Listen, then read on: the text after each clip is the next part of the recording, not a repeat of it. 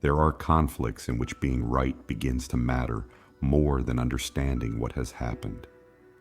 We collect evidence, rehearse our defense, and reduce another person to the worst thing they have said or done. Sometimes judgment is necessary. Harm must be named, and boundaries may need to be protected. But even justified judgment can harden into an identity. What happens when the desire to be right leaves no room for another human being to change? This is episode 5 of Rumi, 10 Doors into the Inner Life, the Inconvenience of Love, Beyond Right and Wrong. One of the most frequently shared lines associated with Rumi begins, "Out beyond ideas of wrongdoing and rightdoing, there's a field." The English words come from Coleman Barks' poetic adaptation. They are beautiful, but they are not a literal translation of Rumi's Persian. The original quatrain speaks of a desert plain beyond Islam and unbelief. The person who reaches it lays down the head, and ordinary categories no longer contain the experience. Rumi is not inviting us to pretend that cruelty and kindness are the same. He is describing a spiritual horizon where the ego can no longer use even its most serious labels to secure its own importance. This distinction matters. Without it, the famous field can become an excuse to avoid responsibility.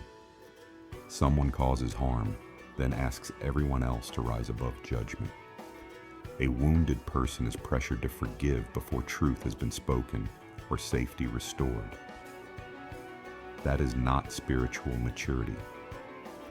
Love does not require us to call violence harmless, betrayal insignificant, or manipulation a misunderstanding. Yet love also resists the temptation to believe that a person's failure reveals everything they are. This is why love is inconvenient. Love remains present after certainty has spoken. It asks whether justice can protect the wounded without turning another human being into an object of contempt. That question has no easy answer.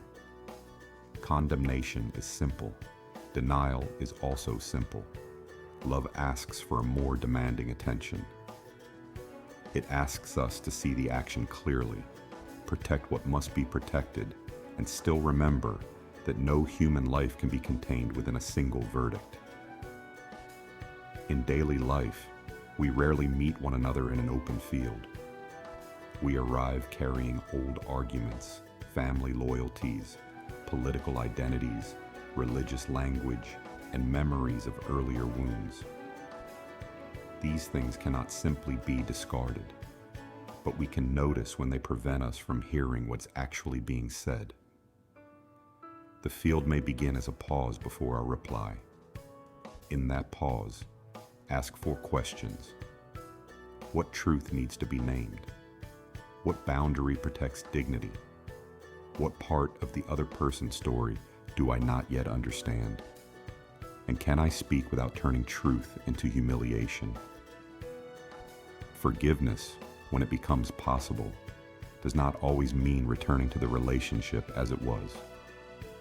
Trust may need time. Repair may require confession, restitution, and changed behavior. In some circumstances, distance remains necessary. The deeper movement is the refusal to let injury become the permanent ruler of the heart. Rumi's image directs us towards a place where the need to defeat another person begins to loosen. We do not abandon moral responsibility there.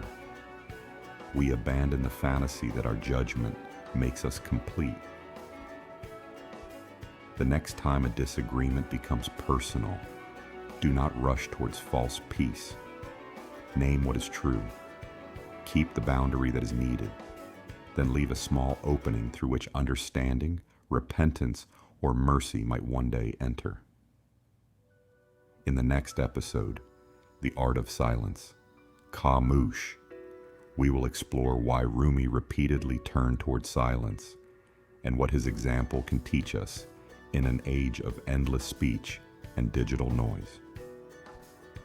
If you would like to continue this 10-part journey, subscribe to the channel, like this video, and turn on notifications for the next episode. Until the next door opens, may truth make you clear and mercy keep your heart open.